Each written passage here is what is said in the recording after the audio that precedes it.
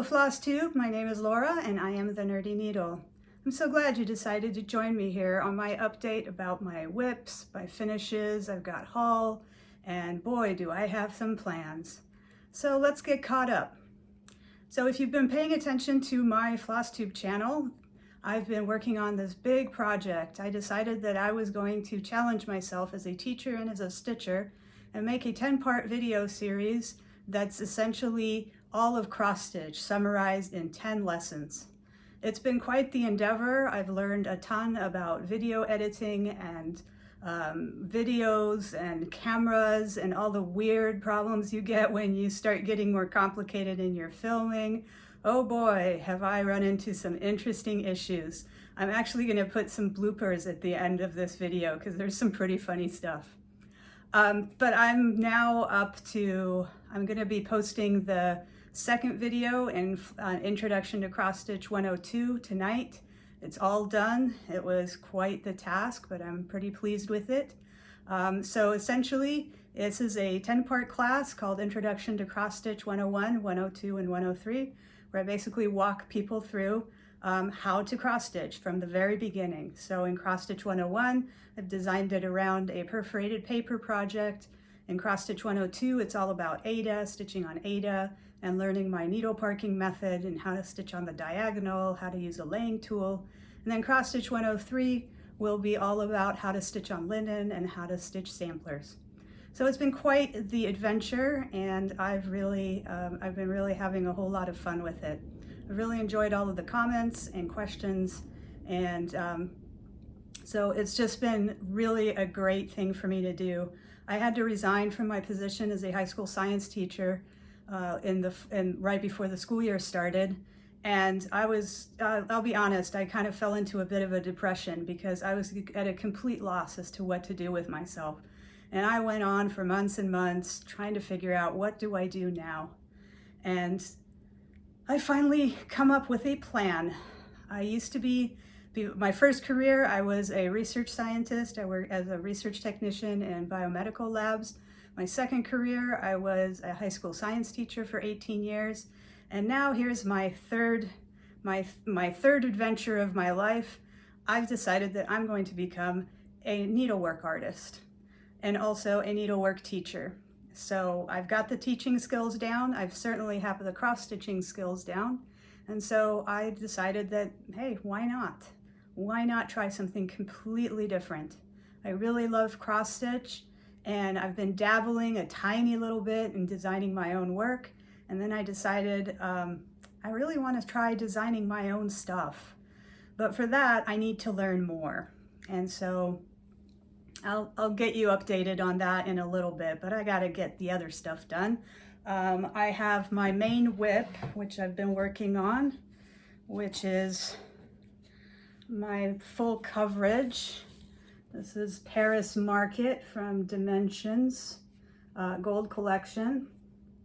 I've really been enjoying this. It's been going really well, though I did get a little bit tired of the green and the trees. But now I'm starting to get into architectural features. This is a kit, so I'm using all of their floss, but I did vary a few things, one by accident and one by kind of design. It's not quite full coverage, and so I decided that I wanted to stitch it on gridded fabric, and gridded fabric doesn't always come out. When you wash it, the grid lines, I haven't had good luck with them coming out, so I'll never stitch on easy count fabric on a project that is not full coverage. So this had a little bit of open fabric, and I decided that I'm just going to stitch it with whatever the ecru, I think, is the fabric color, and so I'm just going to stitch it in so that I don't have to worry about leaving any fabric open where my grid lines may or may not go away. So, and then the other one was a little bit of a mistake. There's quite a bit of variation in how many strands to use and whether it's a full cross or a half cross. And I missed a section. It was supposed to be half cross. The bits in the sky right here, that was supposed to be, oops, wrong side. The bits in the sky right here were supposed to be half cross, and I didn't realize it. And then I said, well, I guess it's just going to be full cross now.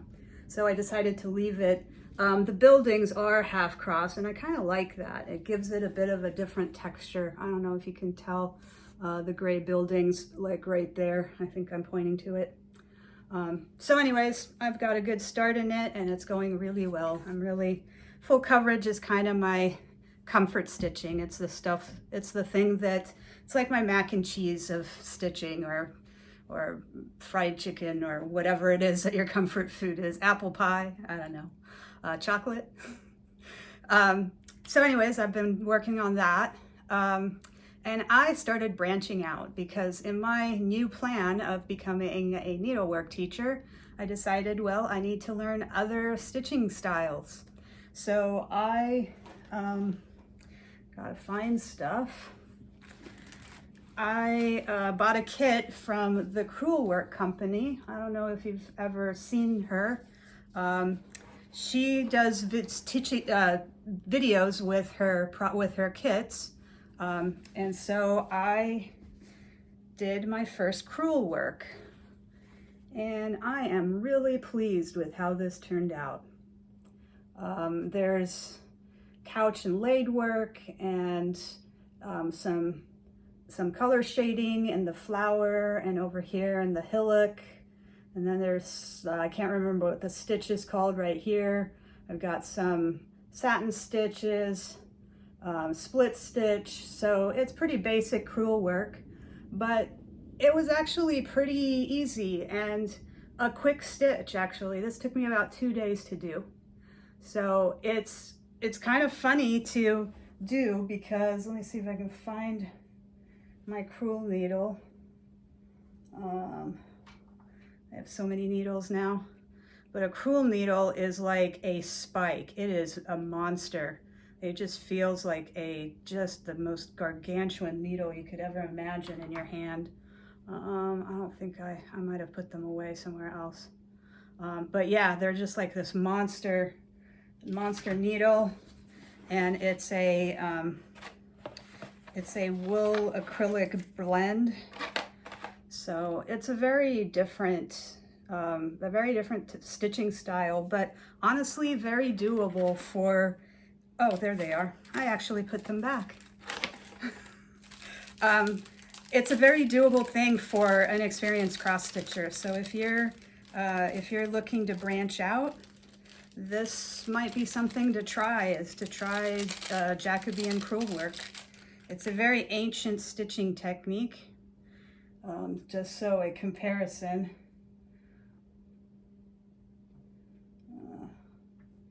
Find a needle that doesn't have thread in it. So this is a Crewel needle. So these two on the top are Crewel needles, and that's a tapestry needle at the bottom. So it's just big and thick, and yeah, I mean, look at the size of it in my hand. It's a monster compared to this. So it does feel a little bit like stitching with a spike, but it's really fun and it's not hard. And the thing I like about it is it's very forgiving. You don't, you can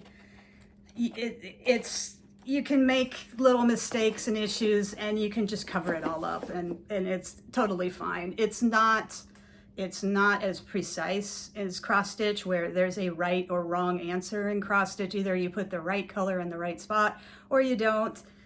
With this, it's kind of like, kind of around here, kind of like this. If it needs another stitch, you just throw in another stitch, and it's all good. It all comes out in the end. So I've been really enjoying this, and I actually have a couple of kits on order from her, and there's this huge tapestry. It's a monster that I'm like, I want to stitch that sometime in my life because it's so cool. But I'll need a big monster frame for it. So that's my finish. And then, so in this endeavor to become a needlework teacher, I have discovered the Royal School of Needlework. And if you have not seen the Royal School of Needlework, you need to go look at the Royal School of Needlework because it's amazing. They have a bunch of online classes. They have both like video classes where it's just a self-paced video series, and they also have Zoom classes. And they have this thing called a certificate and diploma program, which you can complete either in London or online. Now, I would love to go to Hampton Palace, which was Henry VIII's palace, and it's still got a major part of its medieval buildings left.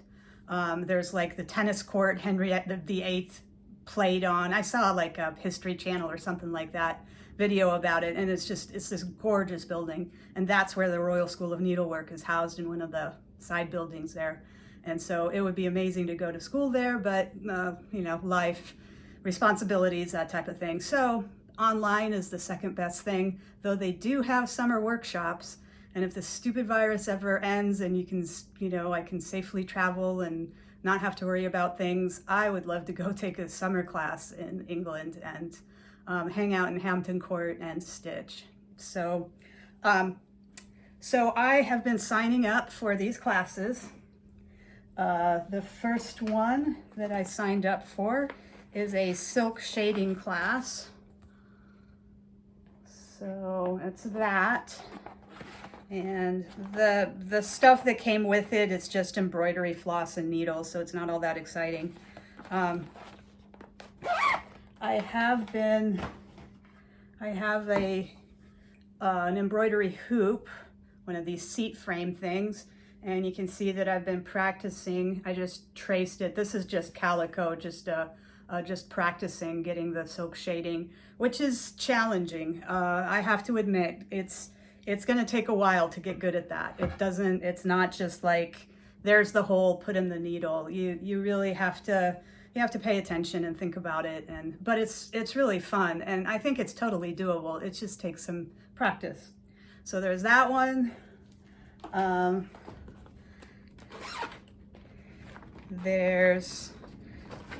really kind of went crazy because I finally have a plan, and I'm really happy because I was feeling so dang lost.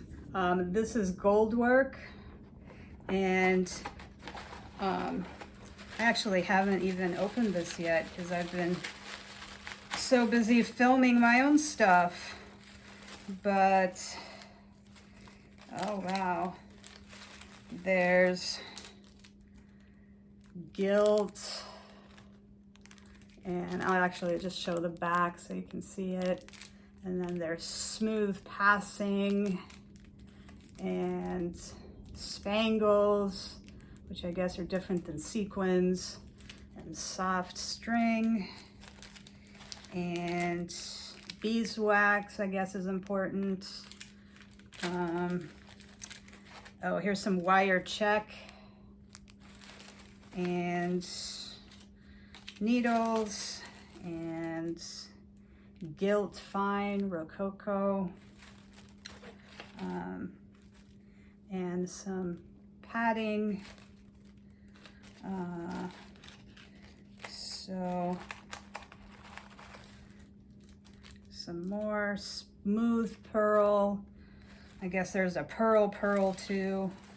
So this is like completely new to me. I have never done anything like this, and I'm really looking forward to trying this and kind of having you all along on my journey and see where I end up with all of this. So that's the gold work.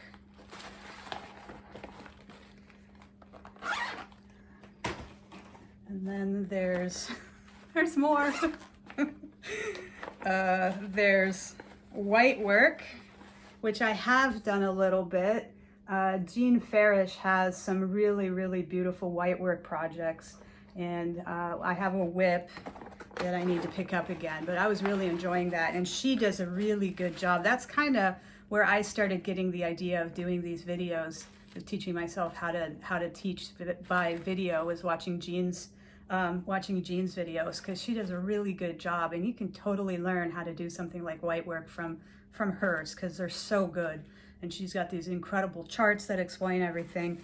So if you haven't checked out Jean Farish's stuff, and if you're looking to branch out a little bit from cross stitch, I would go check out her stuff because, yeah, she's got the Victoria's Garden or Elizabeth's Garden or something like that. It's just this really formal but lovely. It's got some cross stitch in it and a bunch of drawn thread white work.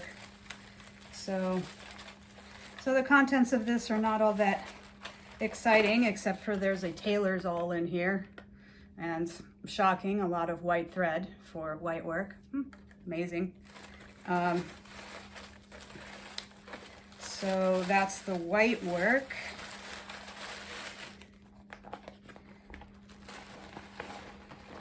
And what else? Where's my, where did I put that?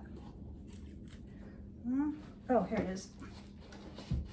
Oh, I did get some haul. I've been watching Nicola Parkman, who I love watching her. She just makes me so cheerful all the time. And she was talking about Kohana scissors. And so I decided to treat myself. And they're Japanese. And it's just packaged absolutely beautifully. It's in this little bamboo box. And then there's like, I think this might be silk or something really smooth and silky. And these are just absolutely wonderful scissors, Kohana scissors. They're a super fine tip, but they're pretty rugged too. So, you know, this is a great everyday pair of scissors, and they're just absolutely lovely. I love the color and the little tassel, and it's just got a super fine tip. So this really, actually, I'm noticing that I can cut a lot closer with these scissors than I have a pair of Sajus, which are a little bit more like heavy duty. These you can really do a lot more fine cutting. So I really like my little Kohana scissors, plus the cute little box. It's always fun to get something that's just nicely packaged. And then this Friday, so I'm a little crazy. This Friday, I start my first Zoom class with the Royal School of Needlework, and it's on London time. So I'm gonna be up at 2 in the morning. It's gonna be from 2 to 4:30 in the morning. But you know, I can just go to bed and sleep until noon after I'm done. So it's all good. I'm so fortunate that I can afford to do this, both financially and time-wise. So I'm so grateful to have this opportunity to just be able to do something like this and not really have to worry so much, at least for a while, about living. So this is the thing I'm going to be doing the Zoom class on Friday in the morning, in the wee hours.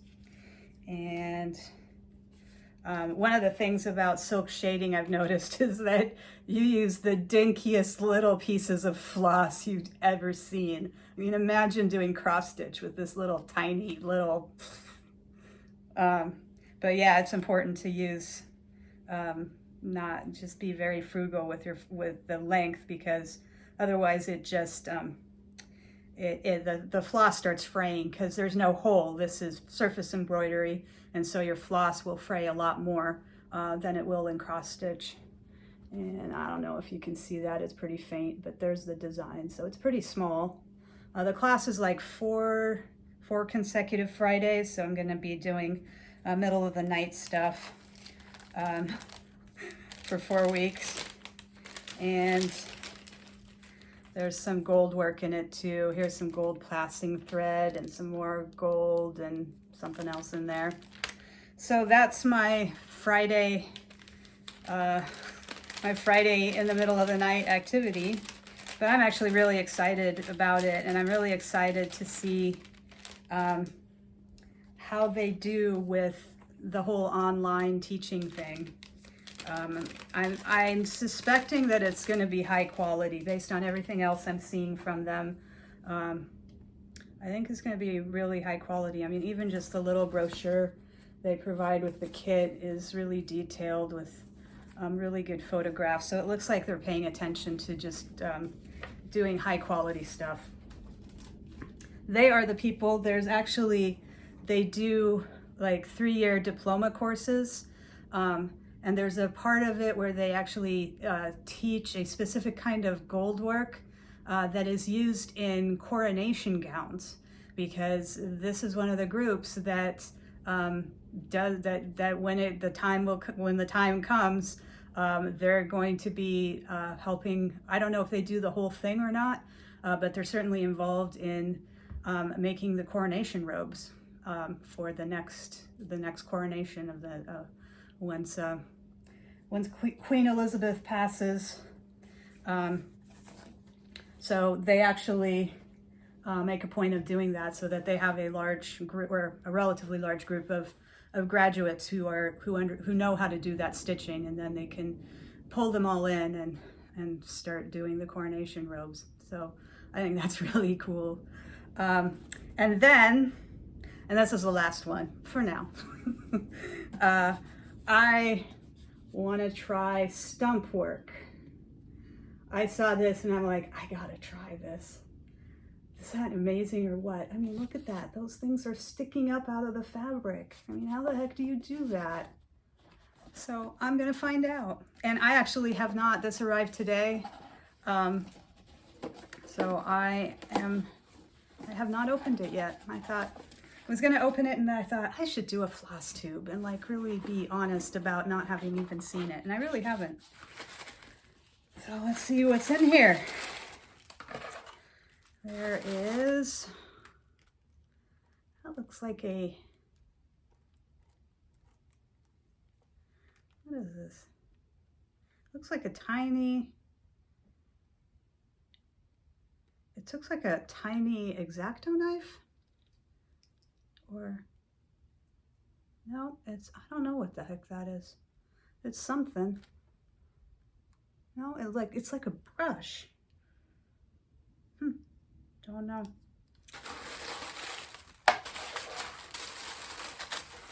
And then we got needles, we got beeswax. We got more tissue paper. Now, there's the fabric, so there's the flamingo.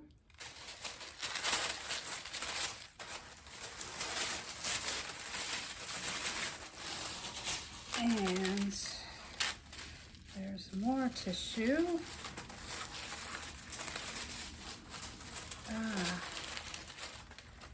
So I think this is the wings, maybe?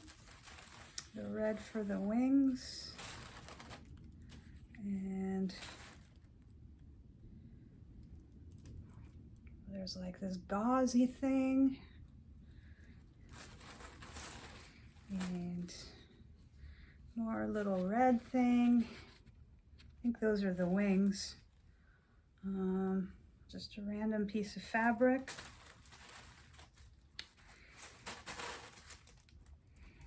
And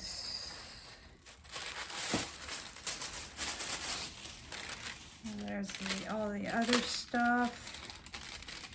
That's the opening.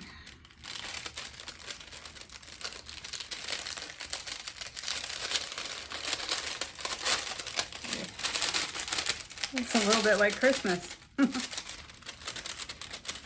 I think this is just padding.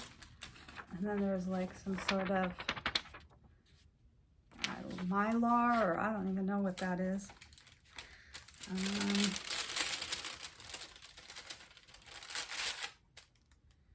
Buttonhole thread, bright check. So there's gold work in this. Here's the wire. So I guess that's how you make the wings stick out. Is it some sort of, it's like a paper wrapped wire. And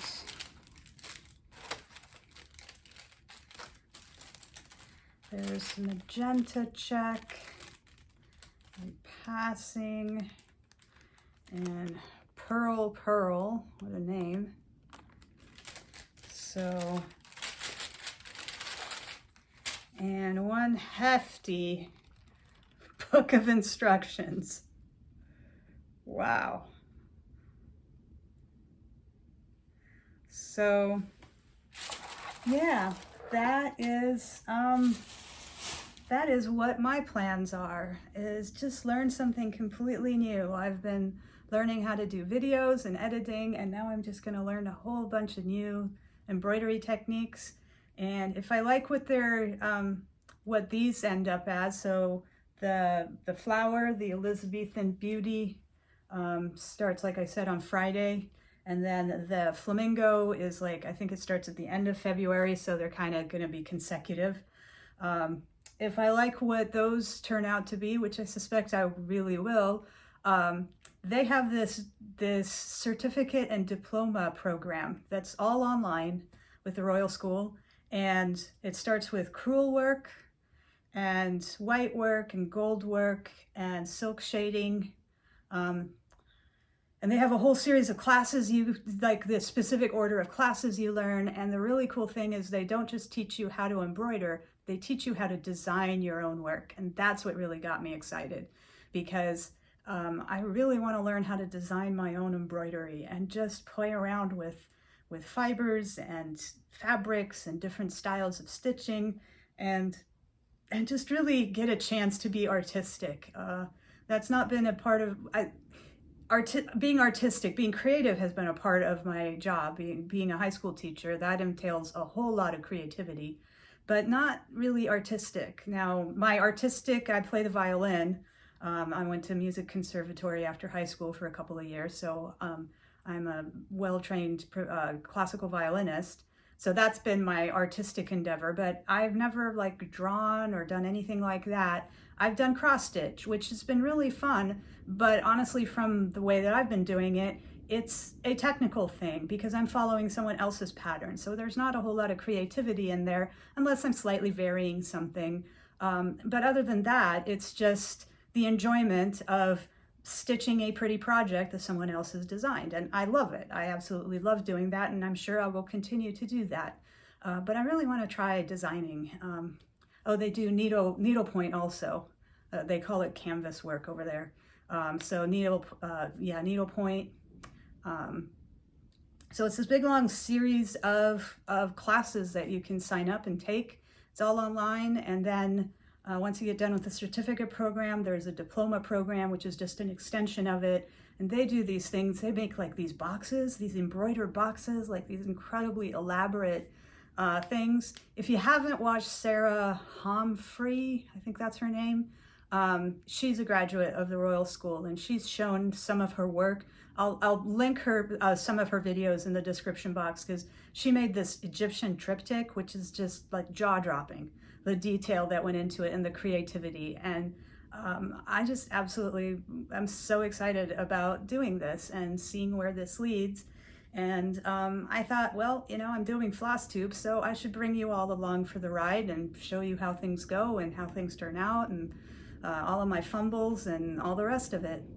So those are my plans. In amongst all of this, I'll continue doing my cross stitch. I think, you know, it's probably going to be a little bit less time involved in that because this is going to take over a little bit. But I certainly am not planning on abandoning cross stitch, because it will always be my first love.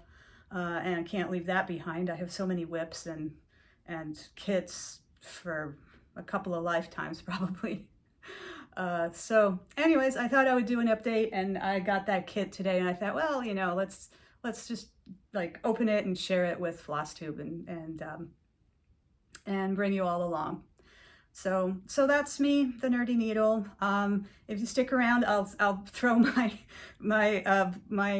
bloopers on, because there's been a few. There's been the weirdest stuff that happens when you video, because I've kind of upgraded. I have a top camera now and a front camera, so I run both at the same time, and then I edit them together, which is that's a learning curve in itself. But things that can happen. I have a nice Canon lens with a zoom lens that I've had for forever. And when you hang it upside down, I didn't realize that there's this thing called zoom creep where it just slowly descends very slowly, so you can't really tell until you kind of look up. It's like, oh crap. So I had to figure out how to stop lens creep. And then it turns out that iPhones and all phones have something called a variable frame rate. If you do FlossTube, you might have run into this where you're like, oh, everything's edited just fine in iMovie. I was doing iMovie on my iPad. And then I save it and it, I upload it private to YouTube and I start watching it. And the audio and my mouth moving are completely not in agreement. And I'm like, what is this? So I had to figure out how to fix and how to deal with the variable frame rate issue. I have a fix for it now. And I now have a fancy microphone, which actually I didn't bother to do it for this because I didn't want to hook everything up. But it's just trying to get all of these pieces together to all work at the same time and not do something new, weird thing again, because there's always another new weird thing. Because I'm a complete novice at this. I'm just figuring it out from other YouTubers and typing frantic questions into Google's like, why is this happening?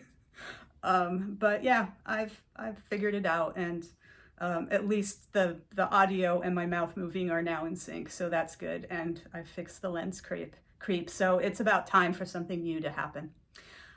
Yeah, because it's got something new thing needs to happen, I'm sure. So that's where I'm at. Let me know in the description box below which of my cornucopia of projects you would like to try, or you would like to see me show you how I'm doing with it, or your thoughts on my plans. And yeah, come along for the ride. I think it'll be a hoot. So check out my bloopers and have a good night. 3 strands instead of 2 to get better coverage. I seriously show you that when I set up this frame. Why do you do that? And I'm like, this doesn't look right. And then I measured it again and measured it again. And I'm like, oh, you.